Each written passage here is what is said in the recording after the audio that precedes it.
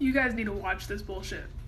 Bill fucking Gates is worth $105 billion US. There's this website called Spend Bill Gates' Money, and it says he only has a measly $90 billion, but I guess it'll work for the point I'm trying to make. So there's 32 teams in the NFL, right?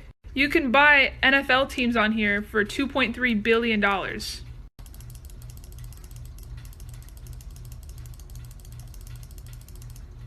What the fuck, bro?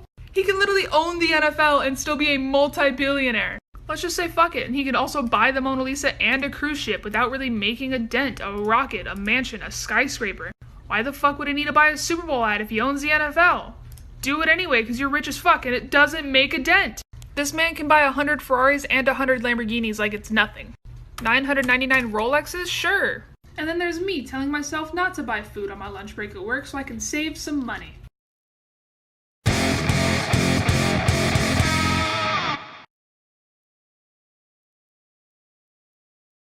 On October 18th, the Chilean people took to the streets by the hundreds of thousands to protest a 4% increase to subway fares. Truck and taxi drivers blocked major highways to protest high road tolls, and the police are currently detaining nearly 3,000 people. At least 20 civilians have been killed and hundreds more injured. How could this happen? Especially in a country the World Bank recently described as, quote, one of Latin America's fastest growing economies in recent decades, end quote. The answer? Chile is a country where the wealth is controlled by the few, while the many languish in poverty. According to Time magazine, quote, the country suffers from large pay gaps between men and women and low levels of employment for women, youth, and low-skilled groups, according to a 2018 OECD report. With one of the highest rates of economic equality in the region, in Santiago, Chile's capital, luxury apartments and private schools and hospitals sit close to overcrowded schools, underfunded public schools, and shantytowns. The protesters are frustrated and demanding significant change to living standards, poor quality healthcare, and education, and how the country is governed, with some demanding the president resigns, end quote. The Gini coefficient measures income distribution. It can range from 0, which would be perfect income distribution, and 1, which would mean someone is insanely rich and your country is very, very broken. Chile, which has one of the worst rates of inequality in Latin America, and among wealthy countries in general, has a Gini score of 0.46. If you're watching this from America, you're only a few countries behind with a Gini score of 0.39. Canada has a score of 0.31, but we'll get into that a bit later. But Chile isn't the only country where wealth inequality has led to violent clashes between protesters and the government. In Haiti, protests broke out over rising fuel taxes. One protester told Reuters, quote, we are in misery and we are starving. We cannot stand it anymore, end quote. In Haiti, 50% of the population lives on $2 a month, and as a whole has a Gini score of 0.41. Not surprisingly, protesters targeted the rich by burning tires in rich enclaves that literally overlook thousands of people living in squalor. Ecuador also saw violent protests over a cut in fuel subsidies, which resulted in fuel costs doubling in some areas. Ecuador's Gini score? The World Bank estimates it to be around 0.46. And we could go on, but I think that illustrates my point. The world is starting to burn, and while income inequality isn't the sole reason, it definitely plays a very large role in the unrest we're starting to see globally.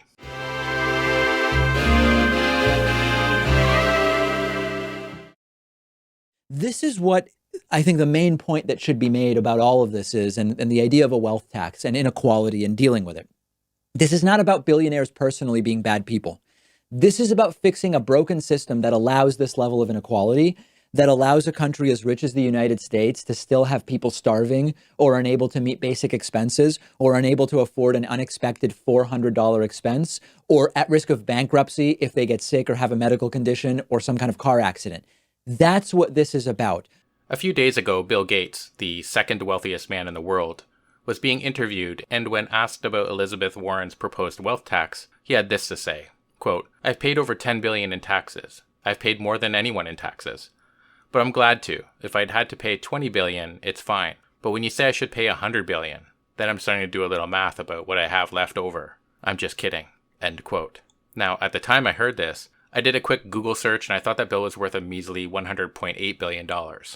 Never mind that Warren only proposed an annual tax of 2% on households above $50 million and an additional 1% on wealth above $1 billion. So not anywhere near Bill's $100 billion number. But let's just say that the government decided to tax Bill $100 billion tomorrow. And let's pretend that he's not worth $106.8 billion, which is what he's actually worth, but just $100.8 billion. That would leave Bill with $800 million. The average American can expect to make an average of $1.4 million over the course of their lifetime. That would mean that the average American would have to live 571 lifetimes in order to reach Bill's post-tax worth of $800 million. The highest number I saw was $2.7 million over the course of a lifetime, which means the average American would only have to work 296 lifetimes just to reach Bill's drastically reduced $800 million worth of personal wealth. But let's move away from Bill for a second, because wealth inequality is a very real issue in America, and it's a growing problem in Canada as well. Let's start here. The three richest Americans, Bill Gates, sorry Bill, I gotta bang on you some more. I hope you'll forgive me. Warren Buffett and Jeff Bezos hold a combined fortune of $263 billion. They literally hold more wealth than the bottom 50% of the population. That means that they have more combined wealth, just 3 people, than the bottom 160 million people. And for all of you facts over feelings people out there, I have a few more statistics that will hopefully blow your mind. For example, according to CNBC, quote, a new study from academic researchers found that 66.5% of all bankruptcies were tied to medical issues, either because of high costs for care or time out of work. An estimated 530,000 families turn to bankruptcy each year because of medical issues and bills, the research found, end quote. Which makes perfect sense when you consider that the average American has just $8,863 in liquid savings. That means that they're at most a few paychecks away from possible bankruptcy.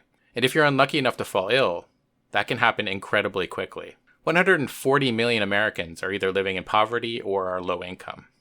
That's roughly 43% of the population. 40% of the population can't cover a $400 emergency expense. America hasn't seen this kind of wealth concentration since the Roaring 20s, and the richest 400 Americans have tripled their share of the nation's wealth since the 1980s, while the bottom 60% saw their share of the nation's wealth fall. And if you live in Canada and are thinking this isn't a problem here, think again.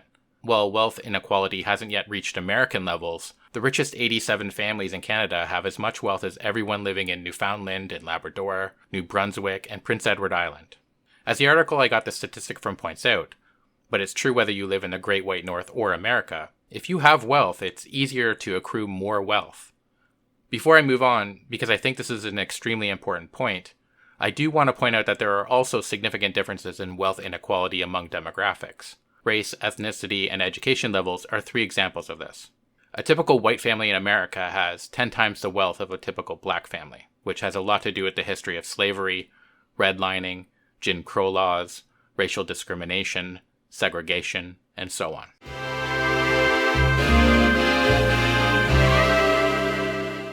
Experts have been warning about the destabilizing effects of income inequality for a long time.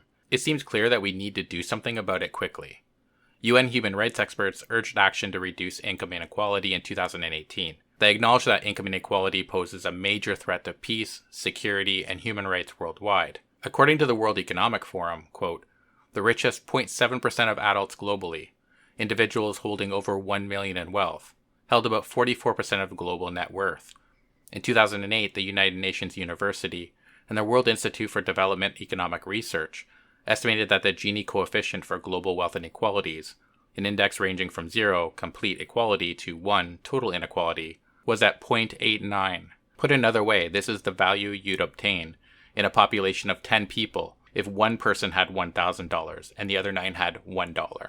End quote. In my opinion, this is unacceptable. It seems clear that we have the resources available to ensure that most or all of the population doesn't have to starve or live in abject poverty. We're also facing a climate crisis. UN climate scientists recently said that they could stop the rise in greenhouse gases and buy us another 20 years to fix global warming.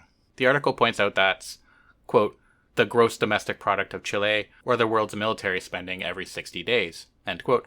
But you know what else it is? It's pretty much the combined worth of just the 3 richest Americans. But maybe that's unfair to those 3. You could also look at the 2,604 billionaires worldwide.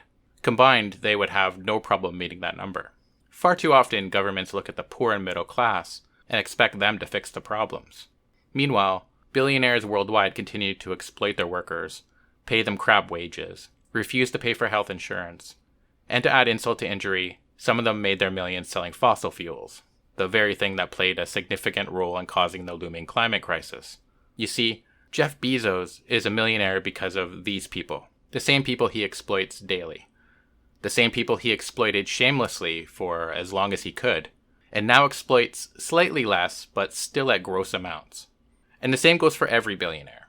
And fixing or correcting a system that allows people like billionaires to cruelly exploit people and accrue obscene amounts of wealth, while others struggle to survive, isn't only good for those struggling, but it's in the interest of the rich and powerful as well. Because the world is starting to burn. I can't remember where I heard this, but I think it fits. Paraphrased, it said, the rich shouldn't worry about the political right or the left, but the bottom. You take me home, invite me in. The lights go down and we begin.